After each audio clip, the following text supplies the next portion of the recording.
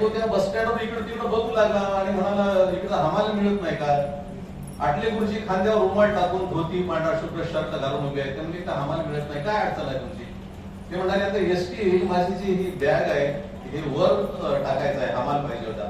ते म्हणजे छोटस गाव आहे, हमाल मिळत नाही, मी तुम्हाला मदत करतो म्हणाले. एसटी आली. आटले गुरुजींनी त्याची बॅग घेऊन एसटी वर पायऱ्या चढून ती शिडी चढून वर दोरी बांधून खाली आले. खाली आल्यावर त्या सोडगुडातल्या माणसाला वाटलं याला काहीतरी मदत करावी म्हणून खिशातली 20 रुपयाची नोट काढली. पटणे सर आमदारांची गोष्ट सांगतोय. आणि 20 रुपये दिल्यावर आटले गुरुजी म्हणाले पैसे कशासाठी देताय? अहो तुम्ही माझी मदत केली ना, आम्हाला मला द्यावंच लागले असते. आटले गुरुजी म्हणाले मी या भागातला आमदार आहे. आणि तो माणूस तुटपुटातला त्यानं आपलं डोकं आटले गुरुजींच्या पायावर ठेवलं. आता आटले गुरुजी सारखा माणूस निवडून येणार नाही. जेव्हा सुशिक्षित माणसं पैसे घेतात मत देण्यासाठी तेव्हा अशी माणसं निवडून येणार नाही.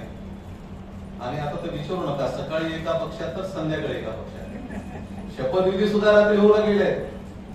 आणि म्हणूनच हा सगळा परिसर हवालदिल झालाय असं एका कवीला जेव्हा वाटतं फार महत्वाचा संदर्भ आहे. मी सरांचे 4 कविता संग्रह वाचले.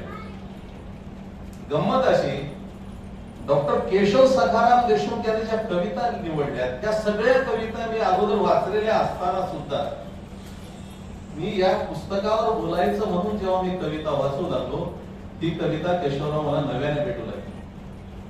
याचं काय कारण आहे की मी 4ही कविता संग्रह वाचलेत, ह्या कविता वाचलेल्या आहेत. मग ही कविता नव्यानं का भेटते मला? याचा वेगळा अर्थ का मला सापडतोय काय कळत नाही मला. तेव्हा त्याचं लक्षात आलं की या कवितेला अन्वयाचे तुम्हारे फुटतात.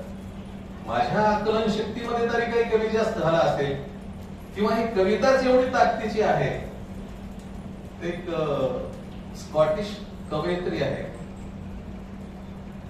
तिचं नाव स्पार्क, म्युरियल स्पार्क.